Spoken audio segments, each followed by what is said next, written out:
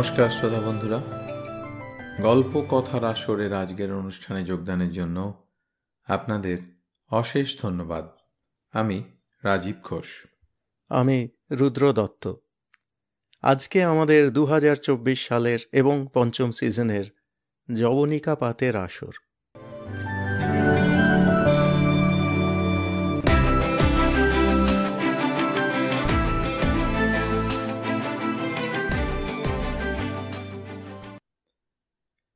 ঠিক যবনিকা বলাটা উচিত হবে না হয়তো, কারণ প্রতি বছরের মতো এইবারও আমরা শ্রোতা বন্ধুদের শ্রুতি সুখের কথা মাথায় রেখেই খান্দই শ্রুতি পুস্তক প্রকাশ করে দেব, আর সেটা বছর শেষ হবার আগেই হবে।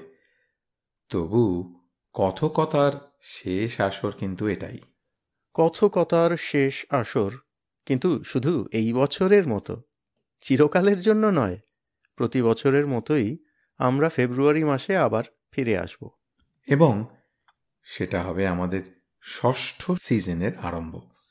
তা আজ এই কথোপকথনের এপিসোড আর আমাদের শ্রুতি পুস্তকের এপিসোডগুলির প্রকাশের সঙ্গে সঙ্গে আমাদের পঞ্চম সিজন পূর্ণ হলো।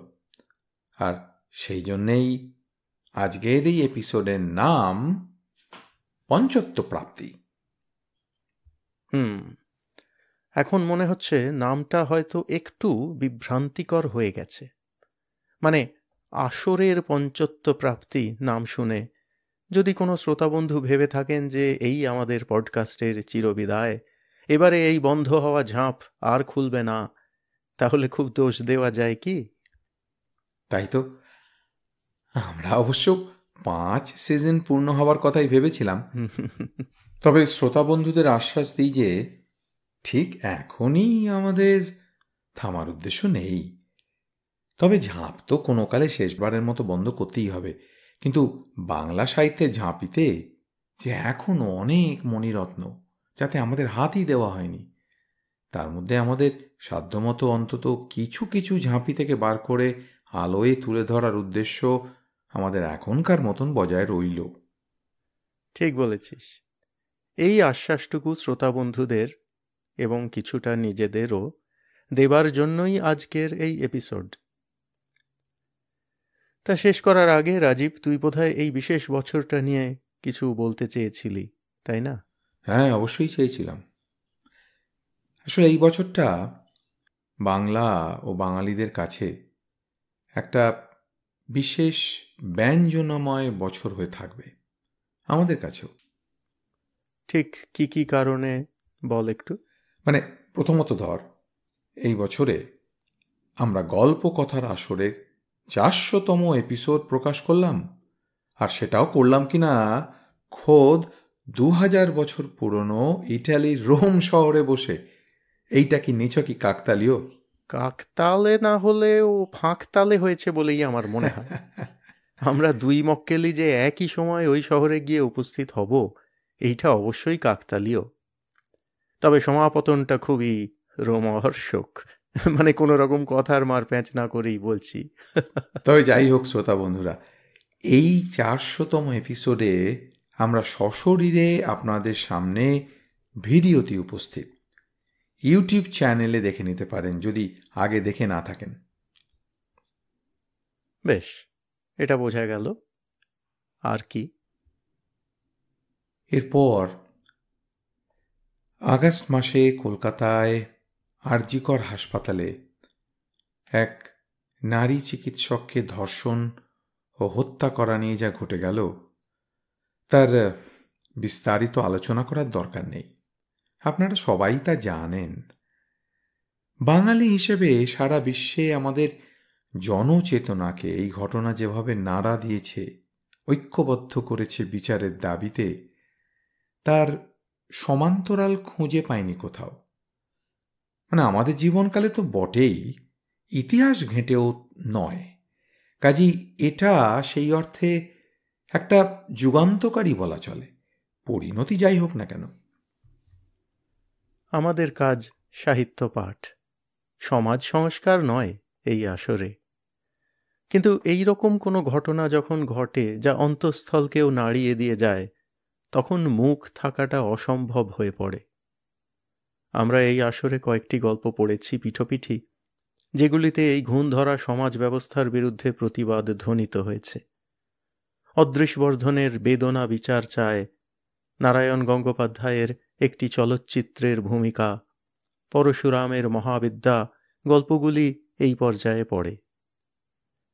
এই কথাও স্মরণে রাখা ভালো যে সামাজিক সংগ্রাম, ব্যক্তি স্বাধীনতা আর স্বৈরাচারের দ্বন্দ্ব শুধু আজ বা শুধু বাংলার সংকট নয়, এই দ্বন্দ্ব চিরন্তন।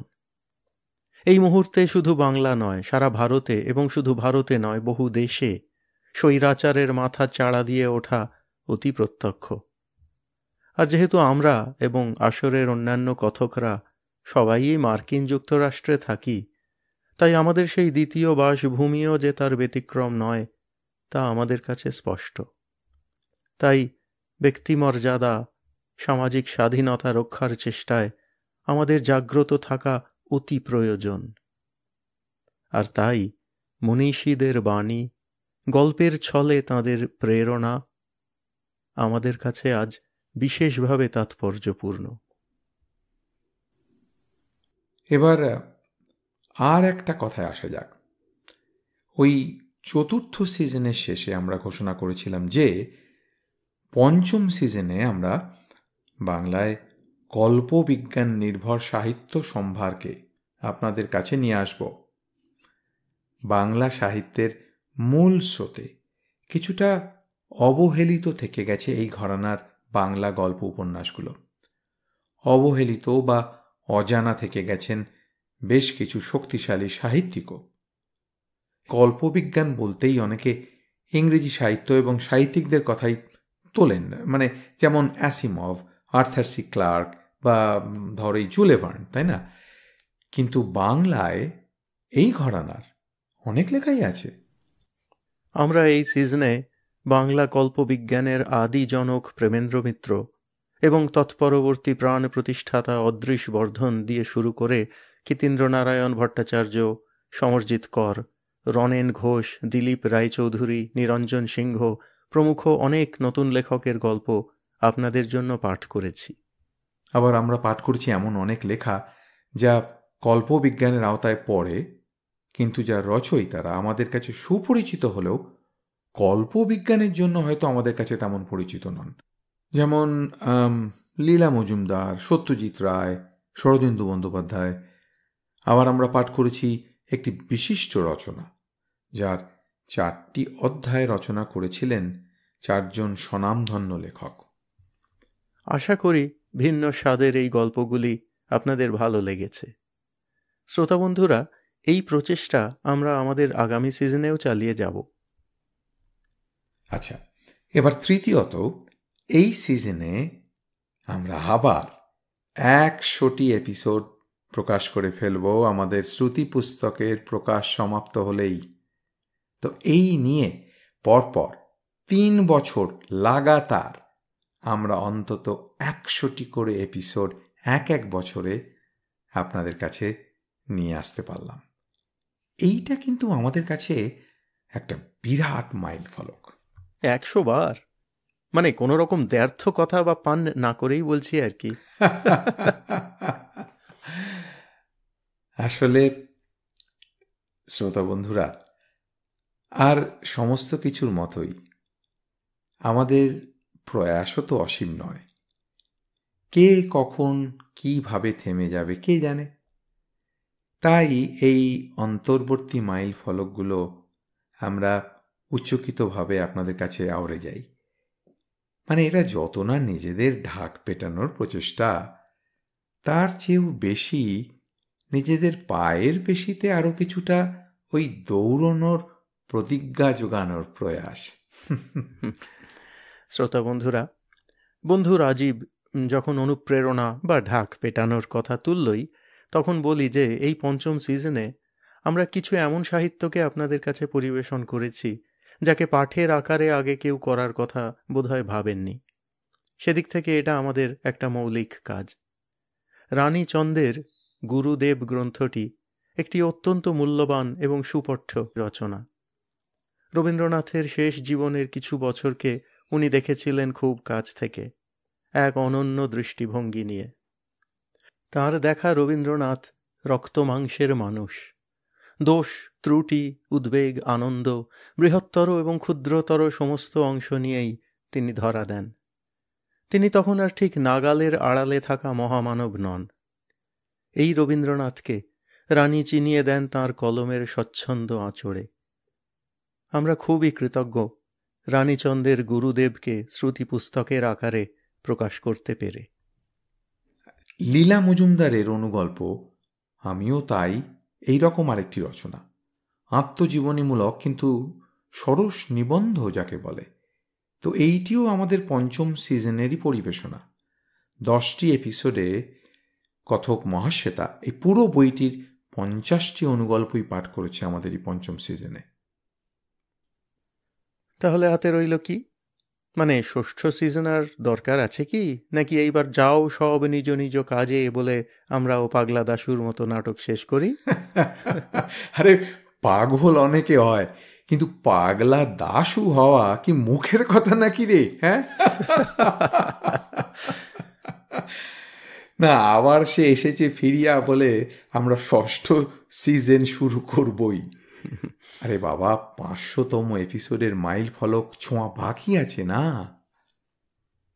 বেশ, তবে সেই অপেক্ষাতেই শ্রোতা বন্ধুদের আজকে ছেড়ে গেলাম। ফিরে আসব 2025 সালের ফেব্রুয়ারি মাসে। প্রতিবারের মতোই সিজন আরম্ভ করব কথোপকথন দিয়ে। আগামী সিজনের পাঠ পরিকল্পনার কথা তখনই জানাবো। শ্রোতা বন্ধুরা সঙ্গে থাকবেন আশা করি। বেশ, আজকের মতো আপনাদের কাছে বিদায় গ্রহণ করলাম।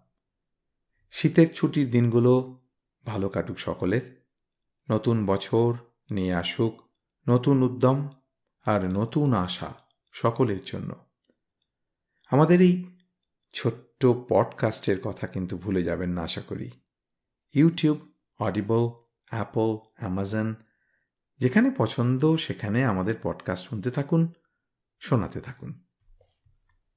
আর আমাদের যদি ভুলেও যান, বাংলা সাহিত্যকে, তার অতীত গরিমা, তার ভবিষ্যতের সম্ভাবনার কথা দয়া করে ভুলবেন না। বাঙালির পণ, বাঙালির আশা, বাঙালির কাজ, বাঙালির ভাষা। সত্য হোক, সত্য হোক, সত্য হোক হে ভগবান।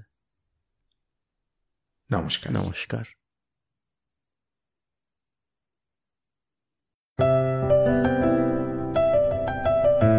আপনাদের মতামত আমাদের জানাতে ভুলবেন না কিন্তু শ্রোতা বন্ধুরা। আমাদের ওয়েবসাইট golpokothar.org,